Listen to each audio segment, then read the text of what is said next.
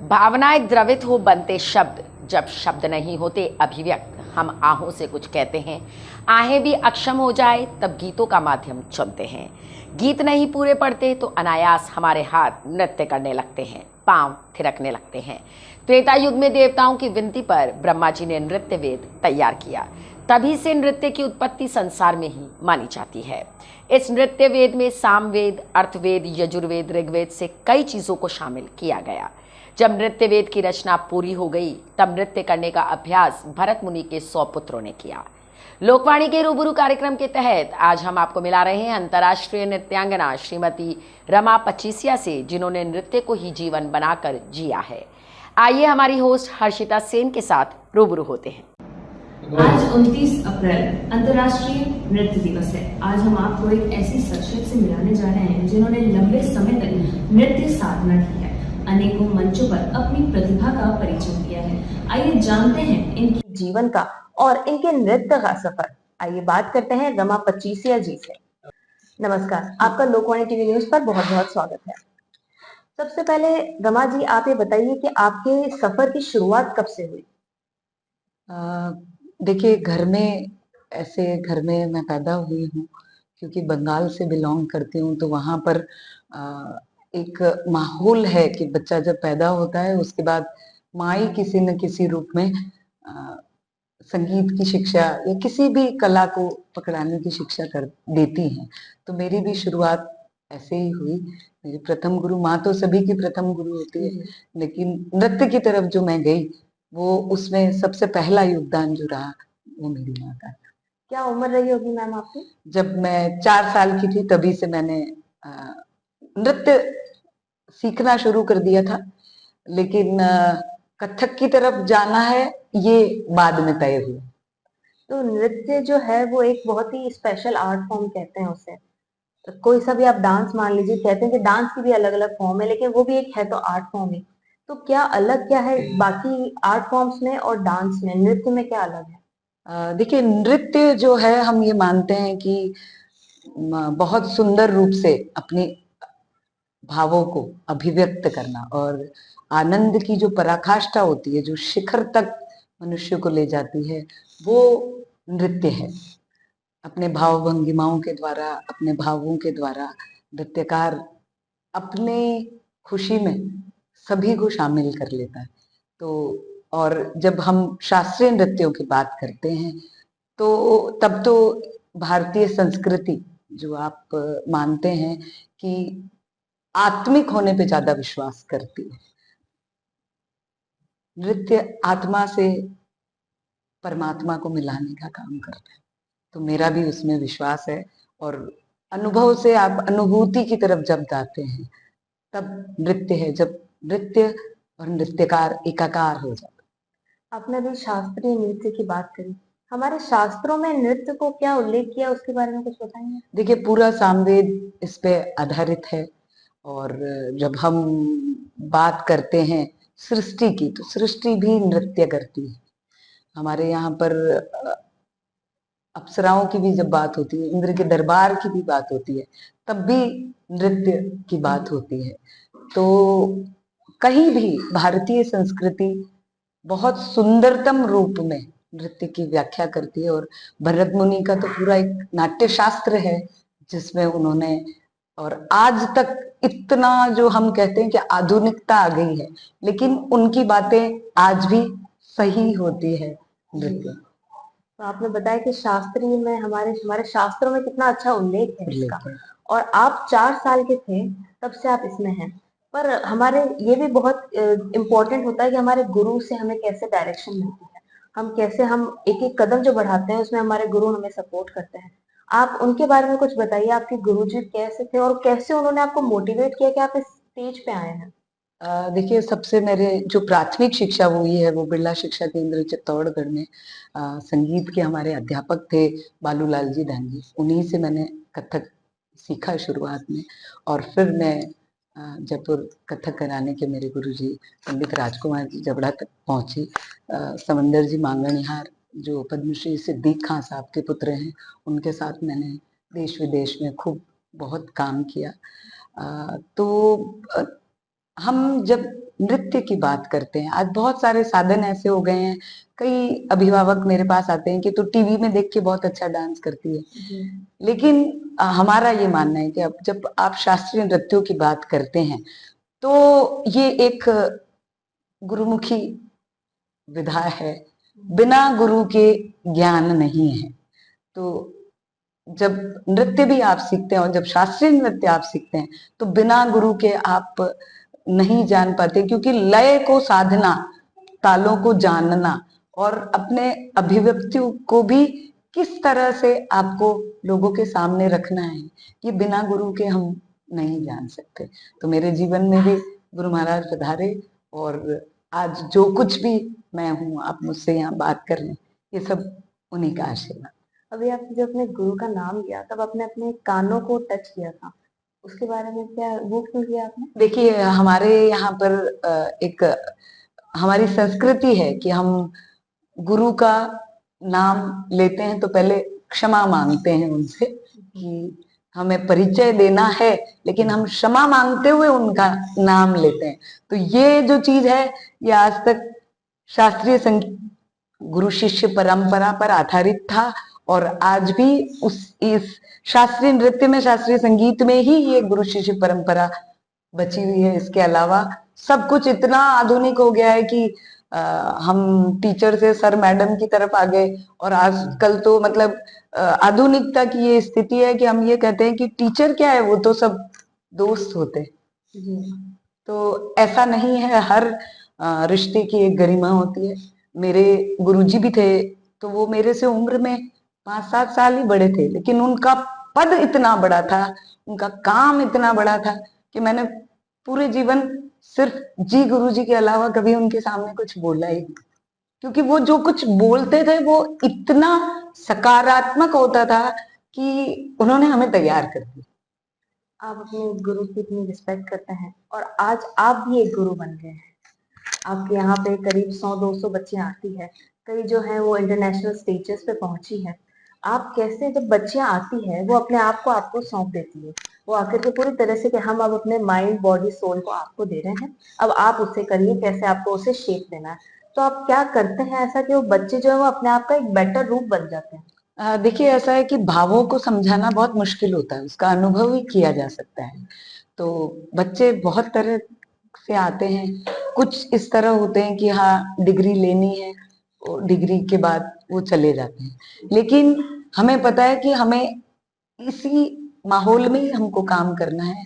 हम अपनी तरफ से अपना 100% देने की कोशिश करते हैं और जब हमारे भाव, क्योंकि बच्चे तो अनजान होते हैं, वो तो मिट्टी हैं, आप जैसे उनको ढालेंगे वैसे वो बनते जाते हैं। तो ऐसा है कि बच्चे समर्पित करते हैं और जैसे जैसे हमारा समर्पण होता है, जिस जो वातावरण उनको यहाँ पर मिलता है, क्योंकि भाव वही होते हैं जो मैंने अपने गुरुजी से पाया है, मैं अपने बच्चों तक उसी चीज को ले जाती हूँ। तो उनकी आत्मा को, उनके मन को वो भाव स्पर्श करते हैं तो वो भी उसी तरह से समर्पित हो जाते हैं।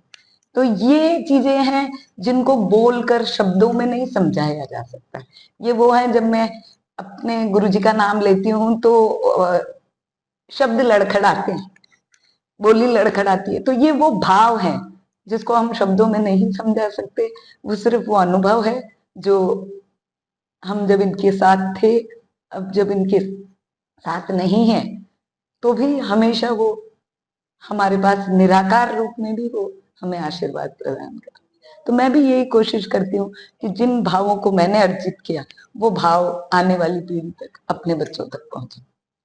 आज अंतर्राष्ट्रीय नृत्य दिवस है और नृत्य की जब हम बात करते हैं तो नृत्य में ऐसा होता है कि बहुत सबसे इम्पोर्टेंट चीज होती है अनुशासन। और नृत्य जो है वो बाकी आर्ट फॉर्म से एक टिपिकल ये भी है कि उसमें आपको अपने बॉडी को भी बिल्कुल वैसे रखना होता है। बाकी आप देखो कि आप गाना गा रहे हो तो बैठे बैठे गाओ, खड़े खड़े गाओ, जैसे आपकी मर्जी हो। आप कुछ पेंट कर रहे हो तो जहां आपकी मर्जी हो वहीं पे कर लो। लेकिन नृत्य का एक पूरा एनवायरनमेंट होता है, तो क्या वो एनवायरनमेंट क्रिएट करने के लिए अपना और अपने वो आसपास का जो है उसका ऑरा बनाने के लिए किस तरह से माइंड को सेट करना होता है? देखिए, अनुशासन बगैर तो कुछ भी नहीं होता और जब आपको शास्त्रीय संगीत और शास्त्रीय नृत्य की आप बात करते हैं, तब तो अनुशासन इतना ज्यादा हो जाता है कि लय अंदर होती है, उसको ताल के माध्यम से हम नृत्य के रूप में लाते हैं। तो सबसे बड़ी बात तो मैं ये कहना चाहती हूँ कि मैं तब तक बच्चे को नहीं सिखा सकती जब तक कि उसके अंदर लय नहीं है। अनुशासन जो यहाँ वातावरण तैयार कर दिया गया है, कुछ दिन बहुत समस्याएं होती है मेरे साथ जुड़ने में, बच्चों को भी अभिभावकों को भी, क्योंकि क्या है, हम लोग बहुत लाइटली इस चीज को लेते हैं कि चलता है ना, इतना सा तो चल जाएगा। जी। तो जैसे वो इतना सा वो जो चल जाएगा वो अनुशासन की परिभाषा से परे होता है। तो यहाँ पर जब वो इस चीज को सीख जाते हैं कि ये जो इतना सा है ये भी नहीं चलेगा, और उसको जब वो आत्मसात करने लग जाते हैं तो फिर वो धीरे धीरे स्वयं अनुशासित होने लग जाते हैं। और जब वो अपने आसपास के माहौल को देखते हैं, अपने बच्चों को देखते हैं, दूसरे अपने सीनियर्स को देखते हैं, तो फिर कहीं गुंजाइश नहीं रहती। और जब उसका परिणाम सामने आता है, जो सीनियर्स का परिणाम सामने आ रहा है, तो फिर वो देख के ऐसा करते हैं कि हम भी इनकी तरह बन सकते हैं, अपने आप हो जाता है। आपने भी बताया कि बच्चे काफी यहाँ पे डिग्री के लिए आते हैं, तो आप किस तरह से आपके संस्थान के बारे में बताइए कि उन्हें उस लेवल तक पहुंचाते हैं, इंटरनेशनल स्टेजेस पे पहुंचाते हैं। देखिए, नृत्य वैसे तो स्वांतः सुखाय की बात करते हैं, लेकिन फिर भी आधुनिक युग में हम कभी भी ऐसा तो नहीं कर सकते कि कोई व्यक्ति नृत्य करता ही रहे और उसके पास रोजगार की बात ही ना हो, क्योंकि कलाकार वहीं आके मात खा जाता है। खाली पीठ थपथपा देने से किसी का घर नहीं चलता। और कलाकारों के लिए ये बहुत सी बात होती है कि जब हम बड़े बड़े शोरूम पे चढ़ते हैं तो हम वहां से जो भी चीज हम खरीदते हैं, हम उसका पूरा पैसा, और शायद हो सकता है दुगना पैसा तक हम दे के आते हैं। लेकिन जब कला की बात आती है तो प्रशंसा तो सब देते हैं, लेकिन पैसे से घर चलता है। पुराने समय में राजा महाराजा आश्रयदाता हुआ करते थे, वो अपने आप अपने वहां नवरत्नों को रखते थे। ये जो राज दरबारों और राज नर्तकों की संगीत महिमों की ये जो परिपाटी चली आ रही है, ये भी उसी श्रेणी में आती है। लेकिन अब बच्चे करियर की बात करते हैं, और ये बहुत स्वाभाविक भी है कि अभिभावकों को ये रहता है कि बच्चा काम करे, लेकिन रोजगार तो कम से कम एक अच्छा जीवन यापन करने के लिए उनको रोजगार तो चाहिए। तो इसके लिए भी पहले बहुत सब शंकित रहते थे, लेकिन बहुत कुछ अब टीवी वीडियोस और ये जो प्लेटफॉर्म्स मिलने लगे हैं, इसमें अभी जो हमारा नरेंद्र मोदी जी ने एक इस तरह की शिक्षा प्रणाली को अपना लिया है, जिसमें सीबीएसई में भी 11 से नृत्य सब्जेक्ट है, संगीत सब्जेक्ट है, आर्ट सब्जेक्ट है। जो साइंस कॉमर्स का बच्चा है वो भी अगर संगीत की तरफ जाना चाहता है तो उसके लिए भी वो सब्जेक्ट है। तो ये एक बहुत अच्छी सी बात हुई है, क्योंकि सब स्कूलों में अब नृत्य के अध्यापक रखने, संगीत के अध्यापक रखने, चित्रकला के अध्यापक रखने अनिवार्य होते गए, तो रोजगार तो इसमें बढ़ ही रहा है। दूसरी बात कि नेट, पीएचडी, इस तरह से ये सारी चीजें क्लियर करने के बाद असिस्टेंट प्रोफेसर की नौकरियां उनको मिल रही है। तो भी बच्चे और अभिभावक मुझसे पूछते हैं, अपने यहाँ के बच्चे, जैसे हमारे भीलवाड़ा से अक्षिता दादीज है, उन्होंने देश विदेश में अपना नाम कमाया है, कथक को उन्होंने अपनाया, और आज वो पीएचडी बॉम्बे से कर रही हैं।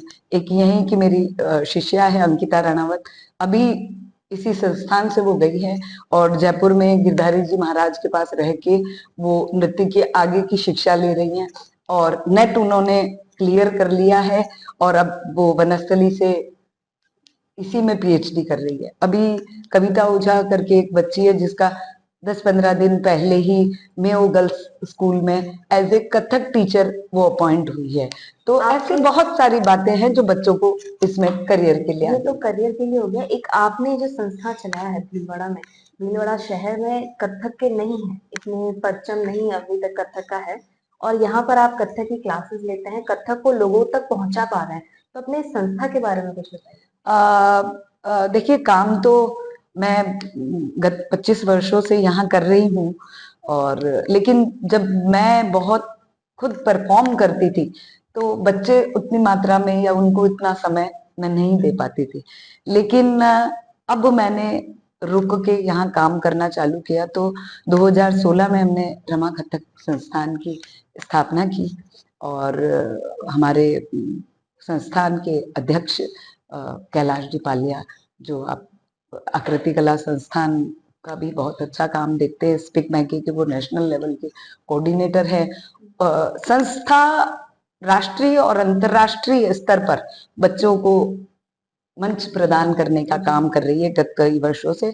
और मैं आपको बता दूं, 2006 में मेरे साथ अंतर्राष्ट्रीय स्तर पर एक बच्ची थी, वो अभी इस दुनिया में नहीं है, एक असामयिक निधन उनका हो गया था, तो 4 कंट्री वो मेरे साथ परफॉर्म करने के लिए 2006 में यहाँ से गई थी। श्वेता शर्मा उनका नाम था। तो ऐसा नहीं है कि हम इसमें काम नहीं कर सकते। संस्थान अभी स्पिक मैके के माध्यम से गत 4-5 वर्षों से बच्चों को इस तरह से प्रशिक्षित करता है। बड़े बड़े जो पद्मश्री, पद्म विभूषण, पद्म भूषण जो गुरु हैं, उनको उनसे इन बच्चों को चयनित होने के बाद स्कॉलरशिप की क्लासेस मिल रही है, और 100 से 125 बच्चे अभी मेरे यहाँ पे प्रशिक्षण ले रहे हैं। अभी आपने बताया कि किस तरीके से अलग-अलग बच्चों के लिए डिग्रियां और ये सब फैसिलिटी ज्यादा बढ़ती जा रही है, लेकिन आप एक बहुत पहले के टाइम पे गए थे इंटरनेशनल लेवल पर, आज से सालों पहले, तब इतना नहीं था, इतना सपोर्ट नहीं था, फैमिली सपोर्ट भी कह सकते हैं कि एक लेवल तक इतना जनरली सपोर्ट नहीं मिलता था। तो क्या मोटिवेशन रहा था आपका? मन में ऐसी क्या आवाज थी कि आप बस पहुंचना ही है वहां पर? देखिए, मेरी सरकारी नौकरी भी आई, लेकिन क्योंकि मन पूरी तरह से समर्पित हो चुका था कि हमें नृत्य ही करना है, तो उसमें जो एक आत्मिक सुख मिलता था वो मुझे, ये मेरा दृष्टिकोण है कि मेरे को किसी और चीज में नहीं मिला। और मैं उन खुशनसीब लोगों में हूँ जिन्हें पारिवारिक रूप से भी सपोर्ट था, हाँ, कुछ समाज का थोड़ा सा ये रहा कि जब रात बेरात हम लोग कार्यक्रम के बाद लौटते थे तो एक बात होती थी कि ये तो इतनी इतनी रात को घर आती है, तो वो एक नकारात्मकता थी। लेकिन आप ये समझिए कि हमारा शास्त्रीय संगीत और शास्त्रीय नृत्य मुगलों के समय से कई आक्रांताओं ने विनाश की कोशिश की, उसके बाद भी आज और मैं कथक की बात यहाँ बैठ के आप और मैं कर रहे हैं, तो ये हमारे शास्त्रीय संगीत में, शास्त्रीय नृत्य में इतनी ताकत है कि वो उन सब चीजों को और अपने अंदर जो सामाजिक प्रदूषण और सांस्कृतिक प्रदूषण को हटाता वो आज तक अविरल बह रहा है। इसीलिए हम और आप आज कथक की बात कर रहे हैं। चलिए, बहुत बहुत धन्यवाद। आज हमने रमा जी से जाना कि किस तरीके से नृत्य में सबसे जरूरी अनुशासन है और कब से हमारे शास्त्रों में कितना पुराना इसका नृत्य के बारे में बताया गया है, किस तरीके से पीढ़ी दर पीढ़ी नृत्य आगे बढ़ता है, इसके बारे में भी हमने जाना। कितनी मेहनत करके एक 4 साल की बच्ची के अंदर किससे क्या लगन रही, क्या जुनून रहा कि वो इंटरनेशनल लेवल पे ना सिर्फ खुद पहुंचे बल्कि अपनी अगली शिष्याओं को भी उन्होंने उस लेवल पे पहुंचाया। आपका बहुत बहुत धन्यवाद।